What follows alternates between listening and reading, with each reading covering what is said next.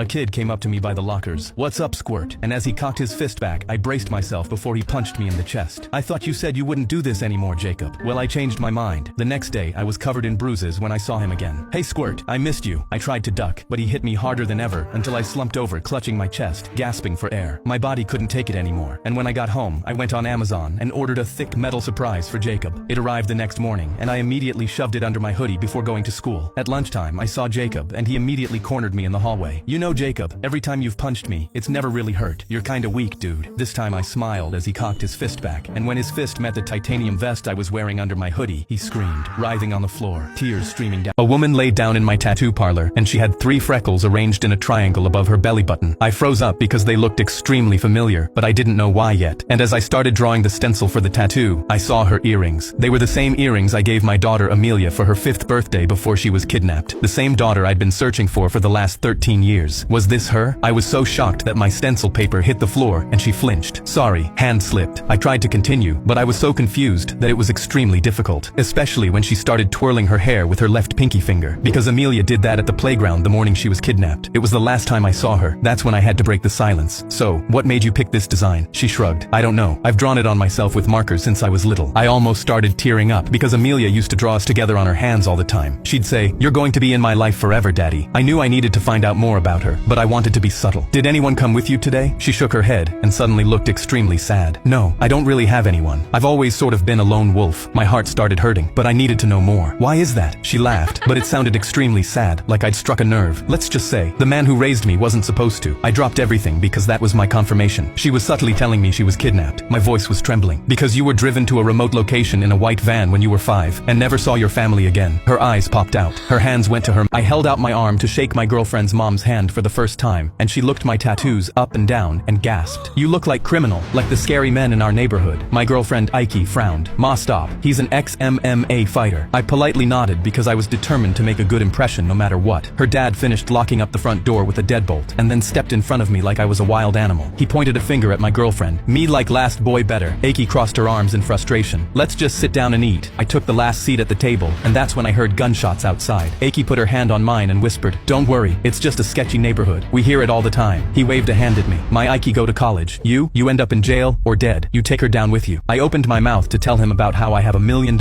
in savings from MMA fighting, but stopped when we heard the gun outside again. Suddenly, a bullet shot through the glass. Ike and her family immediately ducked under the table, and her mom was crying. "Why is this happening?" I clenched my fists and walked right up to the window. I got it. A man got ready to rush in, but I was already moving. I caught his wrist and slammed the gun loose against the frame. He tried to swing at my cheekbone with his other hand, but I dodged it, took him to the floor, and choked him out the way 10 years of fighting taught me. Her mom crawled out from under the table, took the hand she wouldn't shake, and held it in both of her. A man walked in with his son while I was working the counter at the movie theater, and the kid instantly started pointing at everything behind the glass. "Daddy, it's my birthday. I want the big popcorn, the chicken nuggets combo, and 2 drinks so we don't have to share." The dad smiled and ordered everything, but when I said $37, his smile instantly faded. He opened his wallet and I saw him count. He only had 20. He quietly muttered, "I'm a failure," under his breath, then started putting things back. The large popcorn became a small, the 2 drinks became 1. The kid's combo was gone completely. His son watched each item get taken off, and his little face fell, but he didn't say a word because he clearly understood. The dad paid the 20, and I watched them walk in with their 1 small popcorn and 1 drink. I looked down at the kid's combo on my counter, then pulled $17 out of my wallet and put it in the register. I grabbed the kid's combo, the large popcorn, and the 2nd drink, and walked into the theater. I found them right as the movie was starting, and the dad was pouring popcorn into his son's hands, so the kid would get more. I set everything on their armrest. "This one's on the house, for the birthday boy." The dad looked up at me, and his eyes filled with tears. He didn't say a word, but I knew that's because if he spoke, he'd start crying immediately. His son screamed, "Daddy, look, chicken nuggets!" I smiled and walked back, but when I walked out, my manager stopped me. "Why did you do that?" I replied, "Because it was only $17 and made the kid's birthday special." He counted the money in the register. "Fine, but that's $17 that could have gone in your wallet." He probably pretended to be broke just so you'd do that. I just shrugged, but after the movie, the dad quickly slid me a folded napkin while walking out. I opened it, and it said, "I lost my job last month. My son's mom left. This is the first time I've taken him anywhere since. Thank you for making it feel like things might be okay. Michael."